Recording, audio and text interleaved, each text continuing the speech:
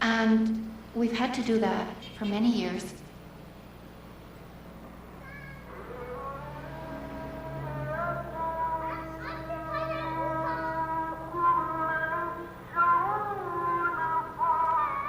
It's a world away from the life she once knew.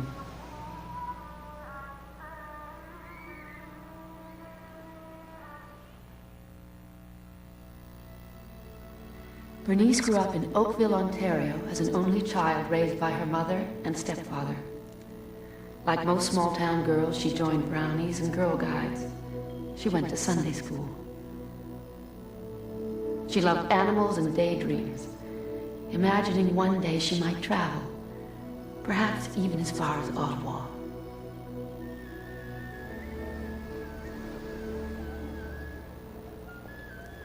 Their worlds could not have been further apart.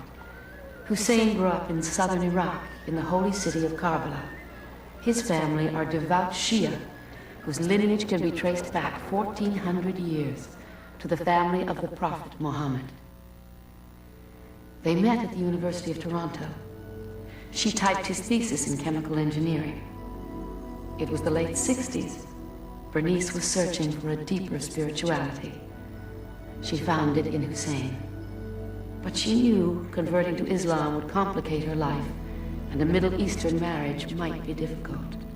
So thinking about Hussein, thinking about Islam, thinking about the move, am I making the right decision? How can I be sure I'm not just being a fool, and I'll end up married in the Middle East and enslaved, or all these terrible things that you think about reading cheap novels as you grow up. Then Bernice arrived on one of the worst days in Iraq. It was 14th of July.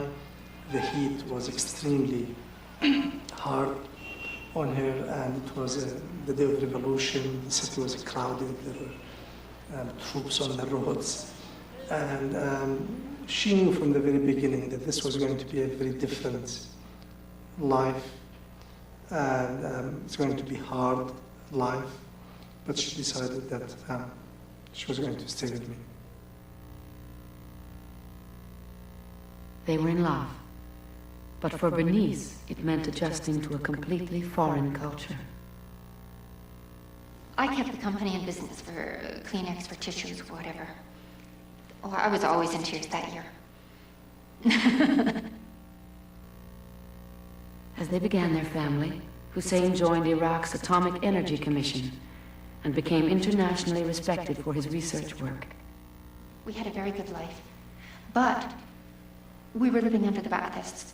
There was constant terror, constant fear. Hussein Shahristani had returned to a country already living in the shadow of terror. The Ba'ath Party had come to power in 1968. 6 months later, Liberation Square. The fate of political opponents was a chilling warning to every Iraqi. From the beginning, friends and family told Hussein to take his wife and leave the country. He had studied abroad, he had a specialized knowledge, and he felt he could contribute to his people. At the same time, as soon as he arrived in Iraq, from Canada, everyone around him told him, his family told him, go.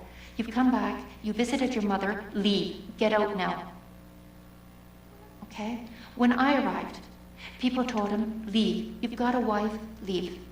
With the children, you've got children, leave. And by the time my oldest girl was born, his mother was dead. I remember the day his mother died. He came back from the hospital and said his mother had just died. People, relatives are coming. They told him, get out today. Your mother died. You've done your duty. You stayed by your mother. Get out today. And he said no. He refused. He said, if everybody leaves, what will happen to our country? What will happen to our people?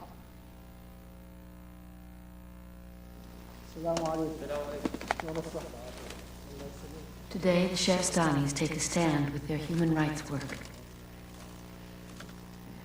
They arrive inside the marshes where their group has set up a relief station.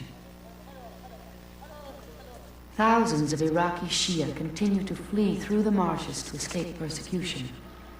Those who make it this far arrive hungry and exhausted, Here they get food and medical supplies.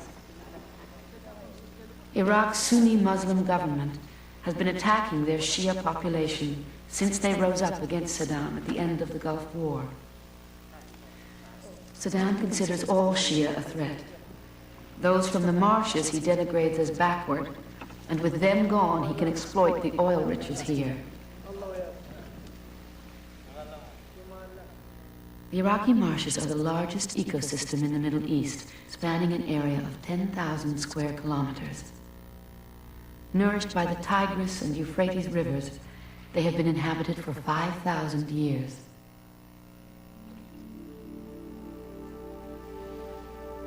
This is the world that was. According to the Bible, this was the Garden of Eden. The inhabitants are descendants of the Sumerians, one of the oldest peoples on Earth.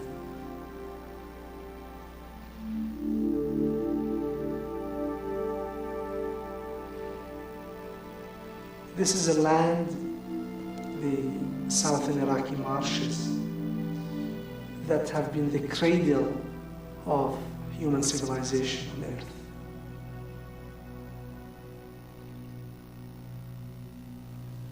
It is a unique environment, it's a special and very different way of life, where people would be born on water, live all their life on water.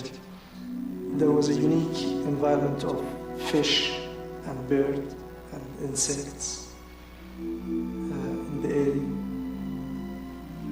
And Saddam has managed to destroy it all.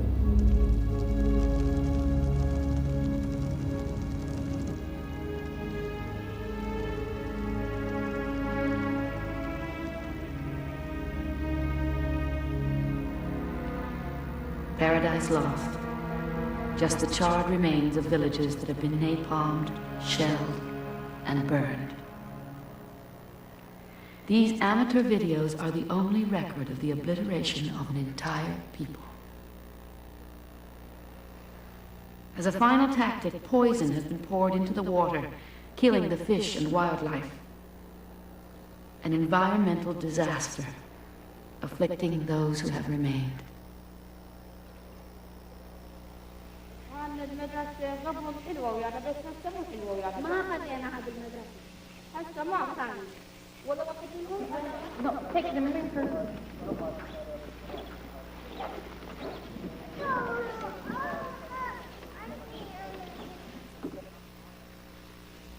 We're in the Hawaiza Marsh.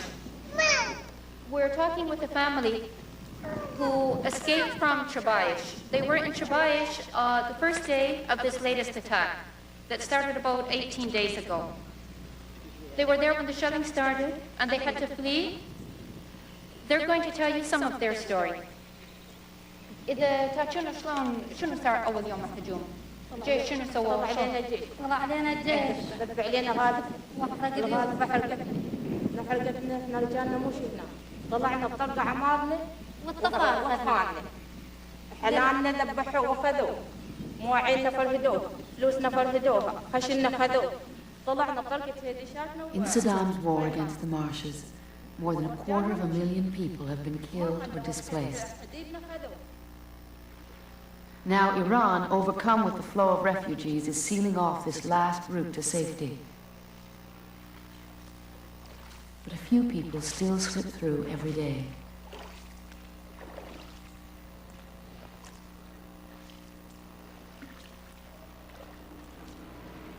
This is their first sight of freedom.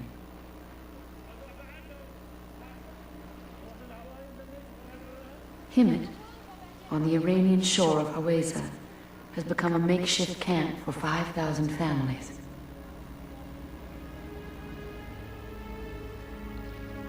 They've left terror to find squalor, while the world has done nothing. There was no safe haven created for these victims of Saddam Hussein.